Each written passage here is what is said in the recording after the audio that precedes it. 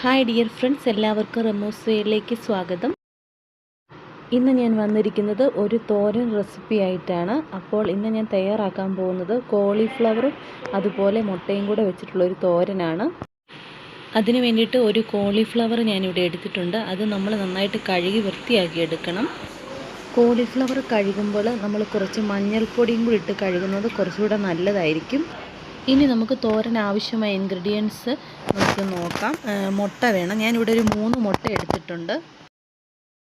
മുട്ട ചേർത്ത് വെക്കുമ്പോൾ നമ്മുടെ തോരൻ നല്ല ടേസ്റ്റ് ആയിരിക്കും. പിന്നെ നമുക്ക് ആവശ്യമായ ഇൻഗ്രീഡിയൻസ് എന്ന് പറയുന്നത് ഒരു സവാള ചെറുതായിട്ട് അരിഞ്ഞത്, 2 പച്ചമുളക്, കറിവേപ്പില, മഞ്ഞൾപ്പൊടി, ഉപ്പുപൊടി, കടുക്, അതുപോലെ കുറച്ച് ഗരം മസാല, പിന്നെ നമുക്ക് വേണ്ടുന്നത് കുറച്ച് മീറ്റ് മസാല.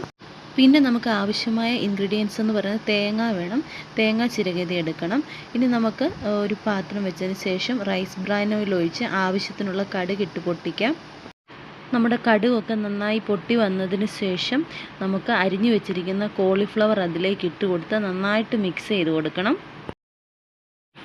നന്നായിട്ടൊന്ന് ഇളക്കി കൊടുത്തതിന് ശേഷം നമ്മൾ അരിഞ്ഞു വെച്ചിരിക്കുന്ന സവാള അതിലേക്ക് ഇട്ട് കൊടുക്കുക. അതിന് ശേഷം നമുക്ക് നന്നായിട്ടൊന്ന് ഇളക്കി കൊടുക്കണം. നന്നായിട്ട് മിക്സ് ചെയ്ത് കൊടുത്തതിന് ശേഷം 2 പച്ചമുളക് അരിഞ്ഞതും കുറച്ച് കറിവേപ്പിലയും കൂടി ഇടണം.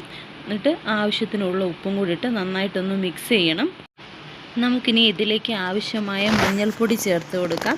പിന്നെ ഞാൻ കുറച്ച് ഗരം മസാല പൊടിയും അതുപോലെ നമ്മുടെ മീറ്റ് മസാലയും കൂടെ കുറച്ചൊന്ന് ചേർത്ത് കൊടുക്കുന്നുണ്ട്. അപ്പോൾ നമുക്ക് മീറ്റ് മസാല ചേർത്ത് കൊടുക്കുമ്പോൾ നല്ല ടേസ്റ്റ് ആയിരിക്കും. നന്നായിട്ടൊന്ന് മിക്സ് ചെയ്ത് കൊടുക്കാം. നന്നായിട്ടൊന്ന് മിക്സ് ചെയ്തതിന് ശേഷം നമുക്ക് കുറച്ചൊരു വെള്ളം ഒഴിച്ചു കൊടുക്കാം. വളരെ കുറച്ച് മതി. എനിക്കത് വീഡിയോയിൽ റെക്കോർഡായിട്ടില്ലായിരുന്നു. ഇനി നമുക്ക് നന്നായിട്ടൊന്ന് മിക്സ് ചെയ്ത് കൊടുത്തതിന് ശേഷം നമുക്കൊന്ന് അടച്ചു വെച്ച് വേവിക്കാം. ഈ ടൈമിൽ നമുക്ക് 3 മുട്ടയെടുത്ത് അതൊന്ന് ചിക്കി പൊരിച്ചെടുക്കണം.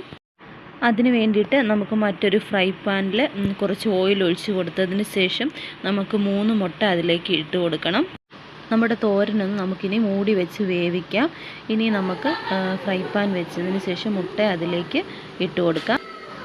ഇനി നമുക്ക് ആവശ്യത്തിനുള്ള ഓയിൽ ഒഴിച്ച് കൊടുത്തതിന് ശേഷം 3 മുട്ട അതിലേക്ക് ഇട്ട് കൊടുക്കാം. ഒരുപാട് മുട്ട ഫ്രൈ ആയി പോകാൻ പാടില്ല. കുറച്ച് ടൈം മാത്രം കുക്ക് ചെയ്താൽ മതി. ഈ ടൈമിൽ നമ്മുടെ തോരനൊന്ന് ഇളക്കിയിട്ട് കൊടുക്കാം. നന്നായിട്ട് ഇളക്കി ഇട്ട് കൊടുത്തതിന് ശേഷം ആവശ്യമെങ്കിൽ കുറച്ചും കൂടെ ഗരം മസാലയോ അല്ലെങ്കിൽ നമ്മുടെ മീറ്റ് മസാലയും കൂടെ ചേർത്ത് കൊടുക്കാം. എന്തായാലും നല്ലൊരു ടേസ്റ്റ് കൊടുക്കുന്നതാണ് നമ്മുടെ മീറ്റ് മസാല എന്ന് പറയുന്നത്. നമ്മുടെ മുട്ട ഇവിടെ നന്നായിട്ട് റെഡി ആയിട്ടുണ്ട്. ഇനി നമുക്ക് നന്നായിട്ടൊന്ന് മിക്സ് ചെയ്ത് കൊടുക്കാം. ഈ ഒരു പരുവത്തിൽ മാത്രമേ മുട്ട ഫ്രൈ ആകാനായിട്ട് പാടുള്ളൂ. ഒരുപാട് ഫ്രൈ ആയിക്കഴിഞ്ഞാൽ മുട്ടയ്ക്ക് ആ ടേസ്റ്റ് തോരനകത്ത് ഇടുമ്പോൾ ആ ടേസ്റ്റ് നമുക്ക് കിട്ടത്തില്ല. ഈ തോരൻ എന്ന് പറയുന്നത് നമുക്ക് ചോറിൻ്റെ ഒപ്പം മാത്രമല്ല ചപ്പാത്തിയുടെ ഒക്കെയും കഴിക്കാൻ നല്ല ടേസ്റ്റാണ്. ഇനി നമ്മുടെ തോരനിലേക്ക് നമ്മൾ ചിക്കി പൊരിച്ച് വെച്ചിരിക്കുന്ന മുട്ടയും കൂടി ഇട്ട് നന്നായിട്ട് മിക്സ് ചെയ്യണം. ഇപ്പോൾ ഏകദേശം നമ്മുടെ തോരൻ റെഡി ആയിക്കഴിഞ്ഞു. അപ്പോൾ എല്ലാവരും ഇതൊന്ന് വീട്ടിൽ ട്രൈ ചെയ്ത് നോക്കണം. ഇന്നത്തെ ഈ റെസിപ്പി എല്ലാവർക്കും ഇഷ്ടപ്പെട്ടെങ്കിൽ വീഡിയോ ലൈക്ക് ചെയ്യാനും അതുപോലെ ഷെയർ ചെയ്യാനും നല്ല കമൻറ്റ്സ് അറിയിക്കാനും മറക്കരുത്. അപ്പോൾ നമുക്ക് മറ്റൊരു മനോഹരമായ വീഡിയോയുമായി വീണ്ടും കാണാം. അതുവരേക്കും ബൈ.